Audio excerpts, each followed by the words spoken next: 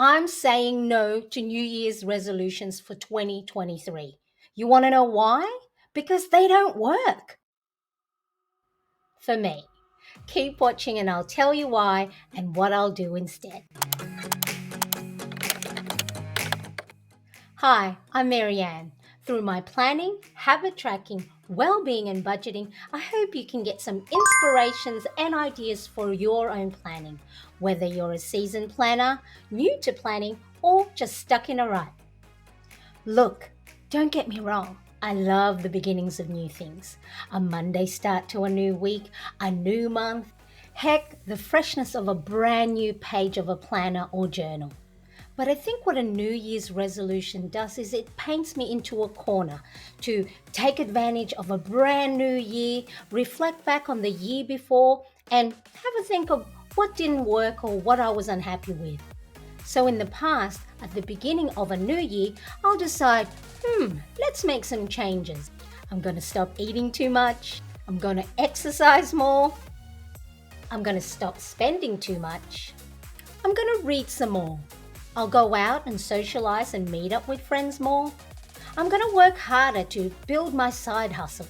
I'm going to look after myself more, and so on and so on and so on.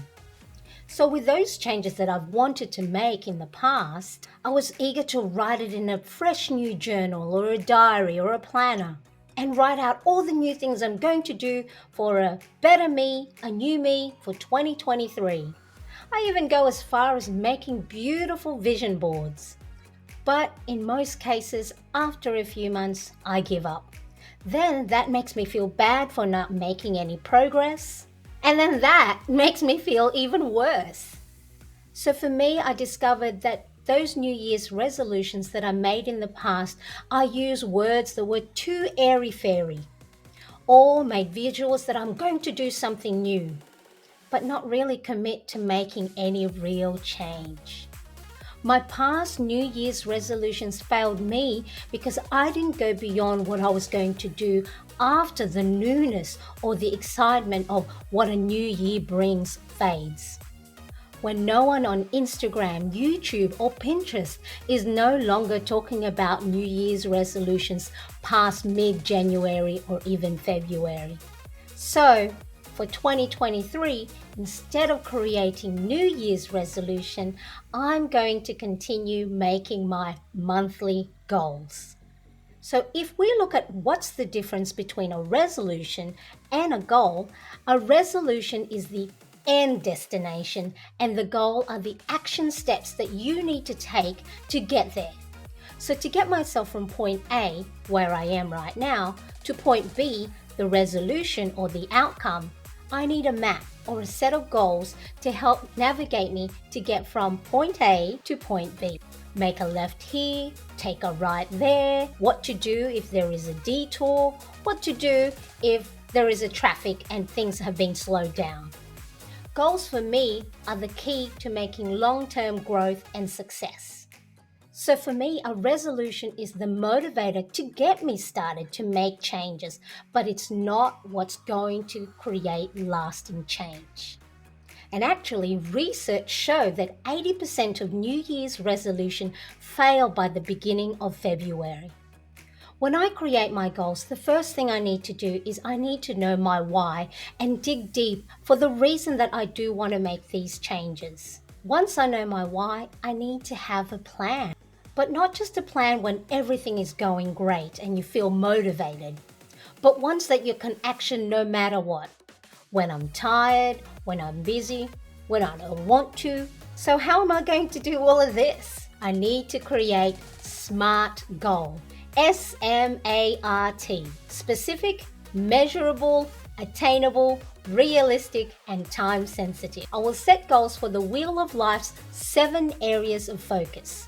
And in no particular order, that's mental, physical, spiritual, family, finance, career, and social. To do this, I'm going to use my Wheel of Life goals tracker to write down my actionable steps. Let me show you an example of how I'm going to create SMART goals for the area of focus of physical.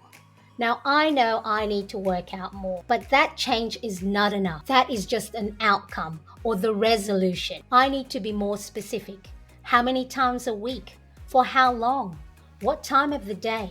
By creating these specific actionable steps, it's a lot easier for you to follow than just having it open-ended.